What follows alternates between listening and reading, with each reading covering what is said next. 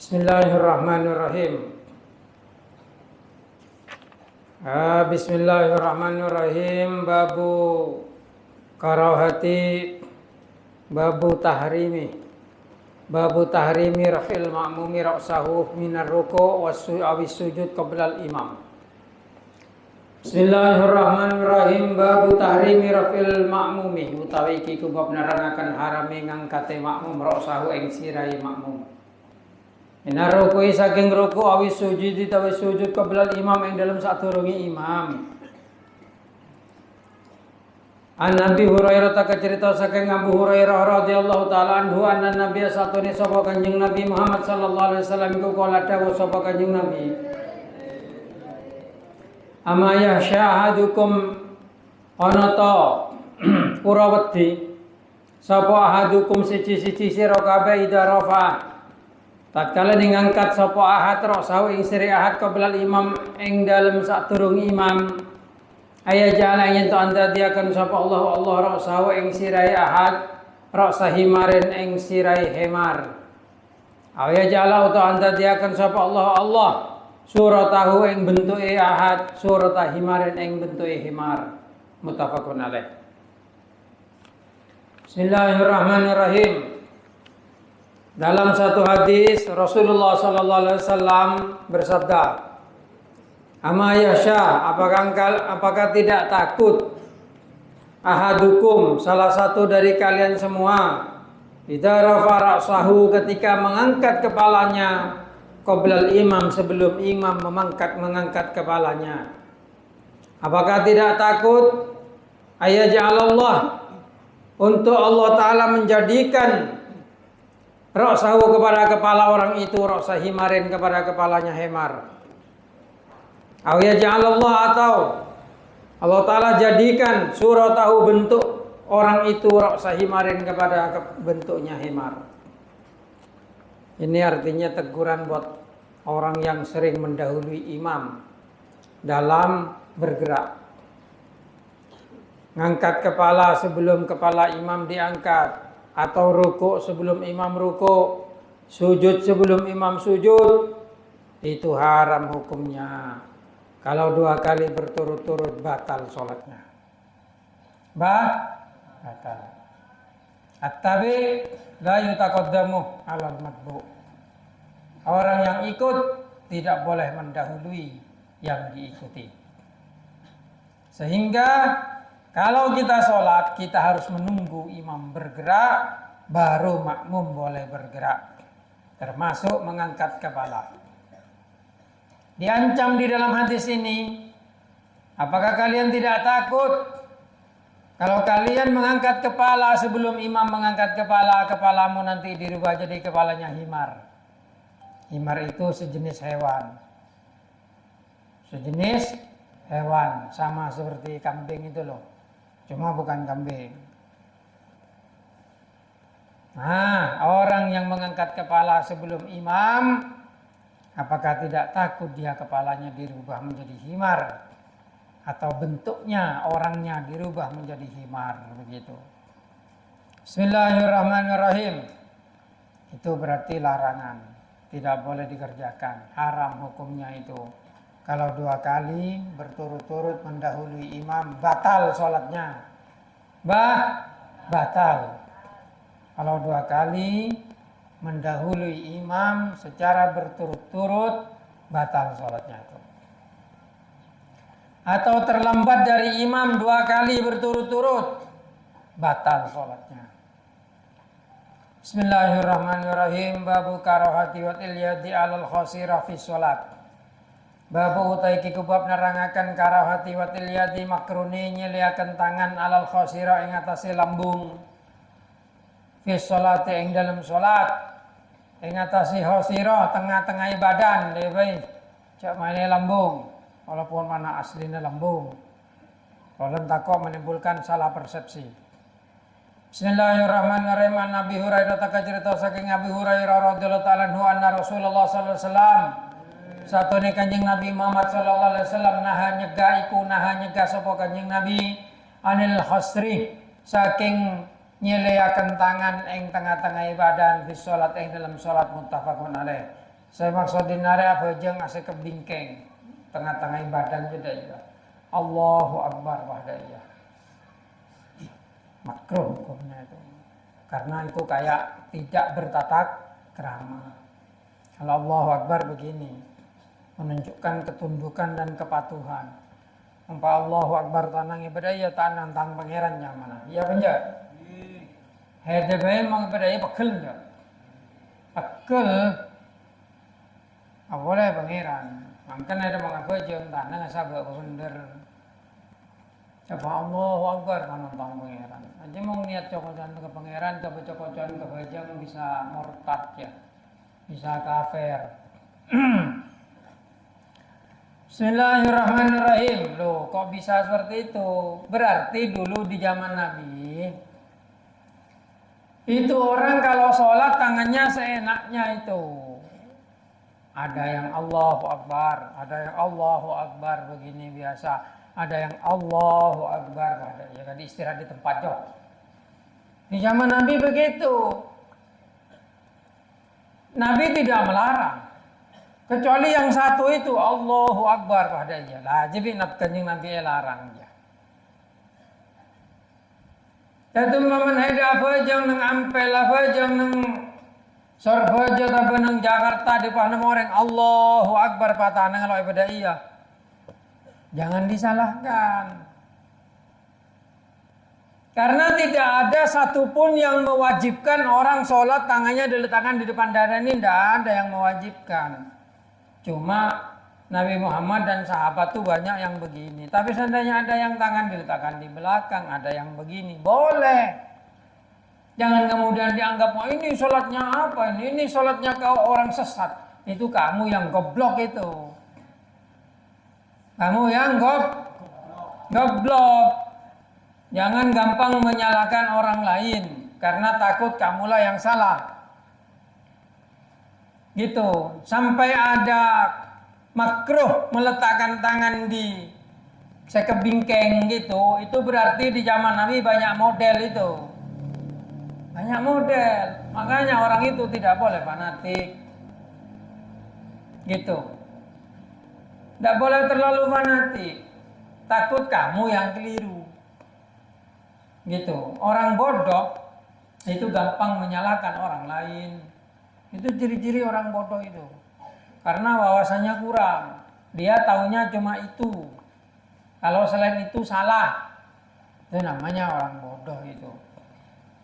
Gitu. Makanya kamu itu ngaji biar tidak bodoh.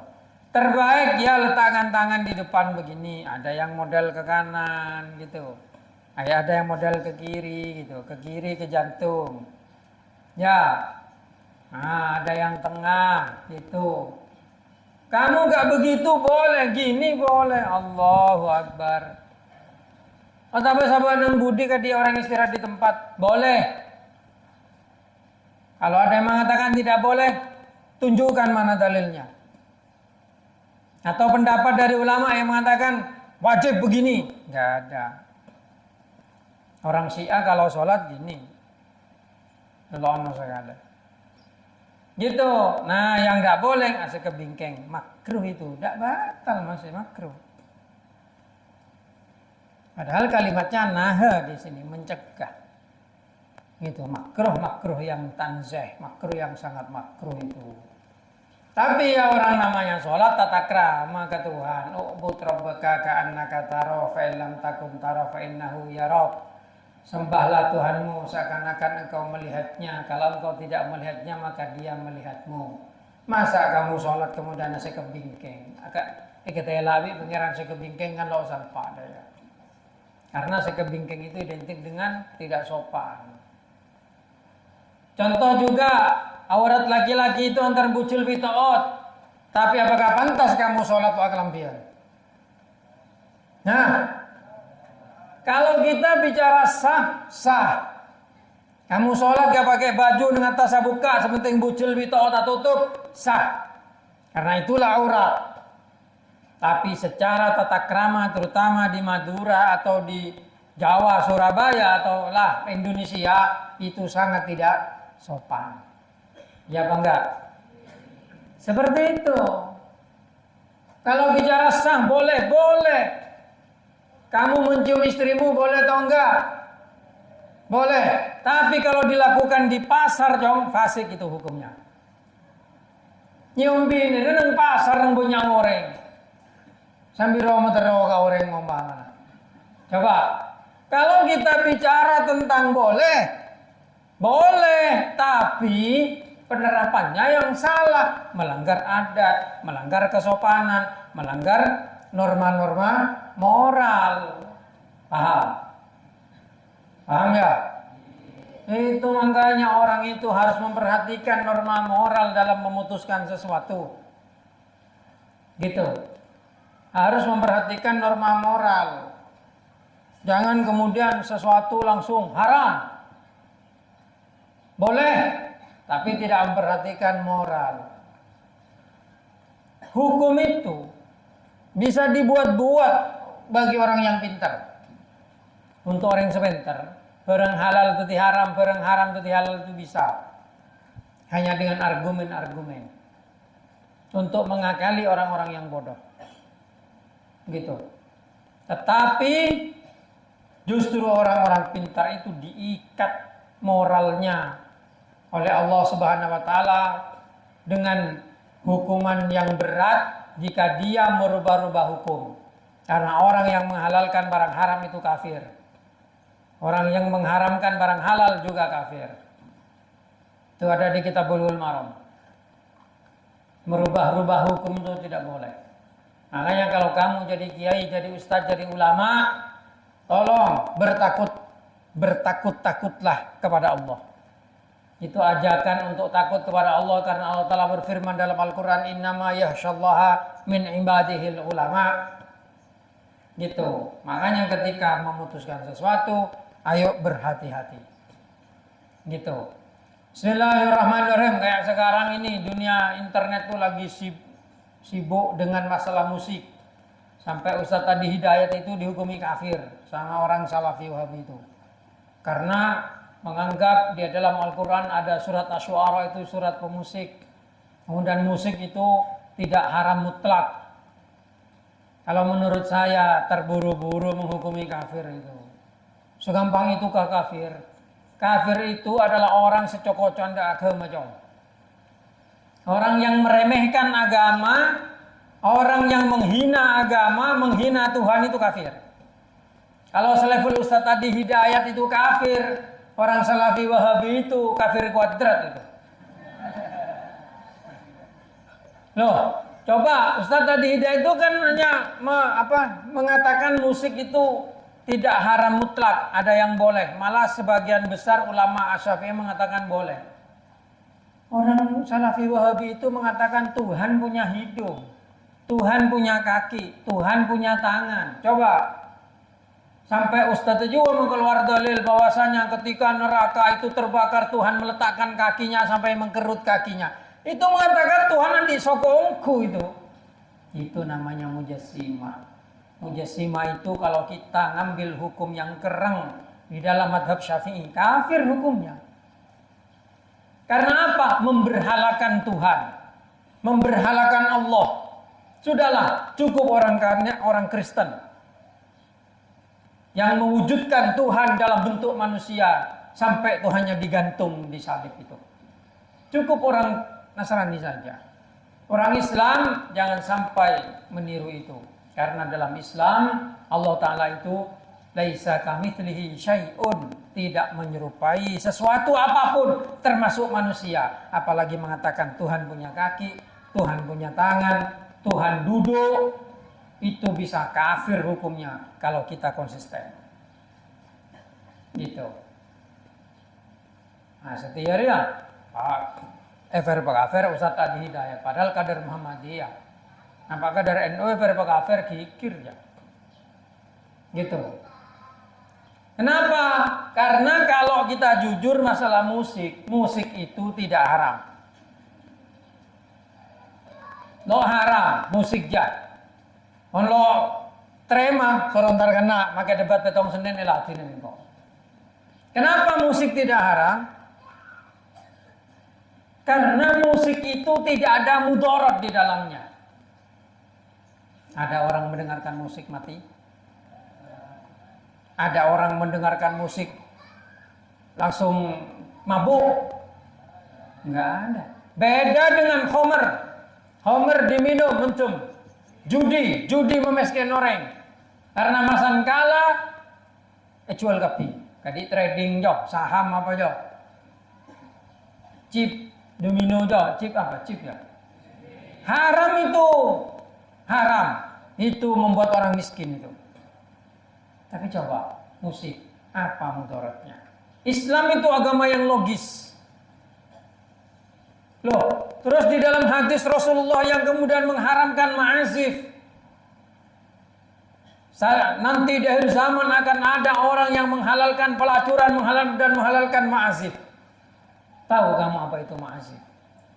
Ma'azif bukan musik. Ma'azif itu adalah alat musik yang khusus ada di tempat pelacuran. Kalau dulu sitar, kepunyaannya orang Cina, kecapi itu. Dan seruling. Itu memang khusus ada di tempat pelacuran. Itu yang diharamkan oleh Rasulullah. Tapi untuk alat musik yang lain, seperti yang ada di kitab Ihya Ulumuddin tentang anjuran memainkan musik daf dalam perkawinan. A'linu hadan nikah waj'alu fil masajid wadribu alaihi bid-dafuf. Itu dengan Nabi diperintahkan pemonyeh. Saya madaf dia alat musik tradisional untuk merayakan perkawinan. Dan juga waktu dulu Nabi Muhammad melakukan latihan perang, ada di kitab Bulughul Maram itu.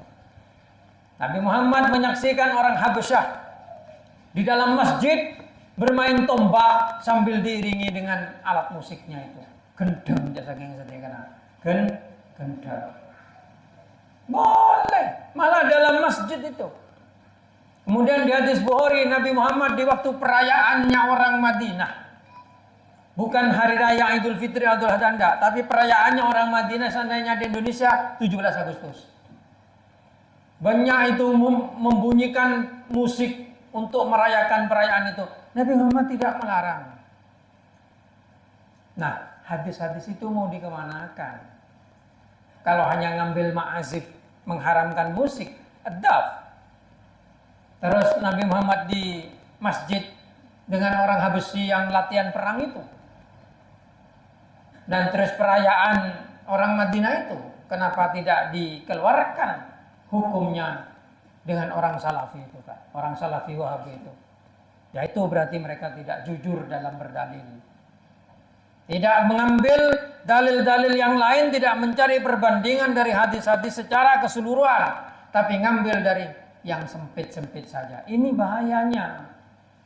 Makanya orang itu harus full ngaji itu, harus penuh, harus tahu semua dalil-dalil itu sehingga ketika mengeluarkan argumen tidak sembarangan. Soalnya kalau kita konsisten, Wahabi yang mengatakan bahwasanya Allah Ta'ala punya tangan, punya kaki, punya mulut dan sebagainya itu kafir itu. Karena menyamakan Allah dengan makhluk. Dan itu termasuk akidah mujassimah. Gitu.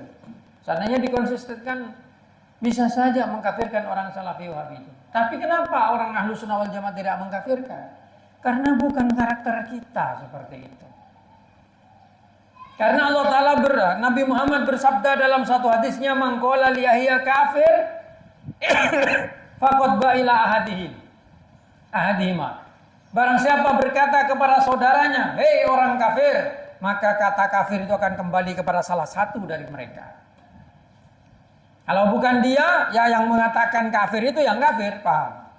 Makanya jangan mudah mengkafirkan orang lain. Tidak boleh kamu itu dengan mudah mengkafirkan orang, walaupun berbeda pendapat. Itu akhlaknya Ahlussunnah wal Jamaah. Jadi menurut hadis ini kita tidak boleh mengabajang nama. Tak boleh mengabajang nama. Apa nyaman daerah? Hah? Asekap bingkeng oleh gitu. Bismillahirrahmanirrahim. Babu karohati sholat utawi kiku bab narangaken makroni sholat bihadrati to'am ing dalem ngarepe panganan. Wa nafsuhu tatawakkalahu wa nafsu lan utawi awak dhewe man iku tatawakkalahu tatawakkalahu kepingin lahu marang to au ma'mudafatil ahbasaini utawa sartane nolak kotoran loro wa huma to ahbasaini ku al-baulu wal ghair oyo lan ising. Bismillahirrahmanirrahim. Ana Isa kecerita saking Isa radhiyallahu anha qalat andika sapa Isa sang itu meremu sapa ingsun Rasulullah kanjeng Nabi Muhammad sallallahu alaihi wasallam yaqul alaihi la sholatan ora ana apa salat iku sempurna bi hadrati ta'am ing dalem ngarepe panganan wala lan ora sempurna wa walan alita musolli ku yudafiul abasan nolak ku ing musolli apa albasani kotoran guru rawahu Muslim. Ini menerangkan bahwasanya orang itu sholat, makruh lah sholat kalau di depannya ada makanan. Karena tidak khusyuk. Heda abaja mengadang heda bermi goreng setalam. Ayo kira abaja mengadang bermi goreng setalam. Kira hoso apa enggak kira? Lo kira hoso yang ngaseng-akan aja. Nah itu makruh. Perkembangannya, kalau kamu lagi akon jangan ngedik biasa aja. Kamu saya pakai ada apa yang gelun, apa nasi gelun, maka sebagus nasi gelun. Kecuali delok lapar. Tapi mungkin nasi itu tuh loh kita lah. Paling seterbayang yang gabus itu. Ya, gabusa. Tapi mau nasi ini buka berenang adang, pakai apa jeng, dah jelok bisa. Ajeling ke telur atau aduh telurnya lah dia masan macam pahlok macam dah iya pamacah telur payah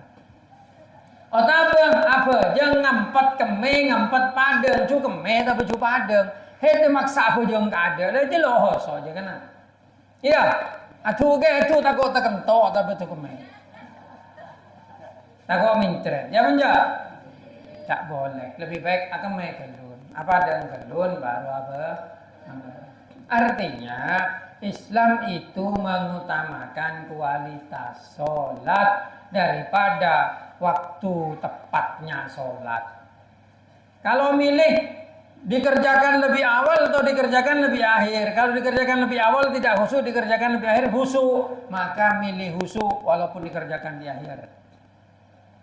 Milih khusyuk kalau ibadah itu begitu. Kualitas itu didahulukan daripada kuantitas. Sholat 2 rakaat khusyuk. Sholat 100 rakaat tidak khusyuk. Lebih baik 2 rakaat khusyuk. Kalau sholat bukan sumbangan mau sumbangan tidak pakai lo ikhlas. Aman sebenarnya. Ya penjak. 100 juta lo ikhlas, 1 juta ikhlas. 100 juta pakai lo ikhlas apa-apa. Itu kalau sumbangan. Gitu. Loh, kenapa? Soalnya masalah ibu kira-kira ikhlas sekali aja. Oh, 100 juta lah ikhlas. Tapi dari 100 juta yang 10 juta ikhlas ya. Kan lo ikhlas pun 100 juta. Lagi 10 juta kan ikhlas. Dipendaan. Itu kualitas pendek dan jariah. 1 juta ikhlas. Jariahnya yang 1 juta. 100 juta lo ikhlas. Tepat lo ikhlasnya mungkin lo oleh gencaran. Tapi masalah di masjid apa aja din budin ikhlas dia orang tua. Jala ada pasti nala di masjid. Ya penjara. Lasan selah ikhlasnya aco dan penjara. Nah kan. Tapi kalau sholat tidak bisa. Kualitas harus didahulukan daripada kuantitas. Makanya tidak boleh orang sholat itu di depannya ada makanan. Atau benang budina berdekal matuana lo aja.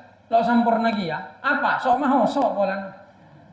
Apa aja nunggu di berkalimat bapak ang baca rom mana bapak ang berkelak. Aduh, make surat Al-Baqarah baca kapi.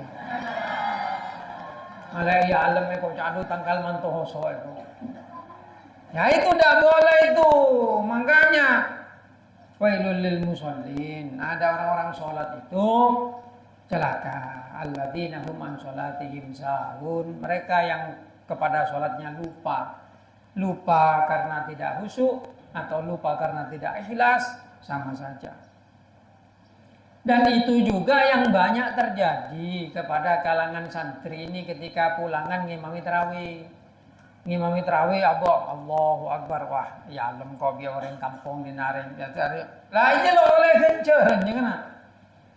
Nggak boleh. Terus jamaah, ya lo apa-apa mau nggak ada kan DJ keng cabit-abit lo ikhlas dia. Ya. Ayo ikhlas begitu. Apa boleh pangrasa abang paling bener, paling jago, paling sunnah, jarang lebih ya. Paling daya, orang Syiah juga deh ya. Paling bela keluarga Kanjeng Nabi itu semua nggak dapat pahala begitu itu. Yang begitu itu tidak bisa dapat pahala karena ujub. Allah Ta'ala benci sama orang-orang yang ujub dan takabur. Karena itu kita tidak boleh ujub, tidak boleh takabur. Apalagi dengan mudahnya mengkafirkan orang kayak sekarang itu, wah itu sangat tidak bagus. Sebagai sesama Islamnya seharusnya saling mendukung, bukan saling meruntuhkan. Tapi sayangnya memang orang-orang Salafi Wahabi itu doktrin awal memang tanduk setan. Mereka dibuat untuk merusak agama Islam dari dalam. Ya, gitu saja. Semoga bermanfaat. Al-Fatihah.